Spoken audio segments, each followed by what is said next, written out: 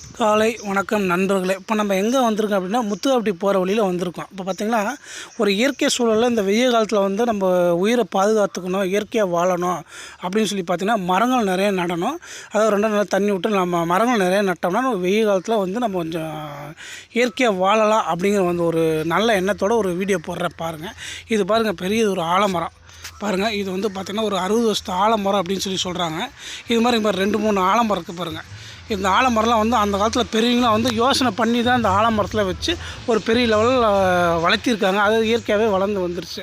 மக்கள் வெயிலத்தை வந்து இளப்பாறதுக்கு வந்து ஒரு சிறந்த இடமா இருக்கட்டும். மரங்கள் நிறைய நடணும், சுற்றி இயற்கையாக இருக்கணும், பார்க்குறதுக்கு மழைகள்லாம் நல்லா பெய்யும். அதனால் அந்த காலத்தில் மரங்கள்லாம் நிறைய நட்டாங்க. அதே மாதிரி பாருங்கள், மக்கள் ஒரு பாதுகாப்பாக இங்கே கூட ஒரு 2 தெய்வங்கள் இருக்குது பாருங்கள். இந்த தெய்வங்கள் வந்து சக்தி உள்ள தெய்வங்கள் அப்படின்னு சொல்கிறாங்க. இன்றைக்கி வந்து வாரத்துக்கு 2 நாள் வந்து பூஜை பண்ணுறாங்க. நல்லா சிறப்பாக இருக்குது பாருங்கள். இதை இயற்கையோட அழகு. அதாவது நான் என்ன சொல்கிறேன்னா, இனிமேல் வந்து இந்த வெயில் காலத்தில் வந்து சரி பண்ணணும், இந்த வெயிலை வந்து தாக்கு பிடிக்கணும்னா நீங்களாம் மரம் நடணும். வீடு கட்டும்போது முன்னாடியே 2 மரங்களை நட்டு அதுக்கு தண்ணி ஊற்றி அது வளர்க்கணும். வளர்த்தா தான் வந்து இந்த வெயிலை வந்து தாக்கு பிடிக்க முடியும் அப்படிங்கிற ஒரு குறிக்கோள், ஒரு நல்ல எண்ணத்தோடு இந்த வீடியோவை பதிவிடுறேன் பாருங்கள். சப்ஸ்கிரைப் பண்ணுங்கள். டூ மச் சேனல் லைக் பண்ணுங்கள்.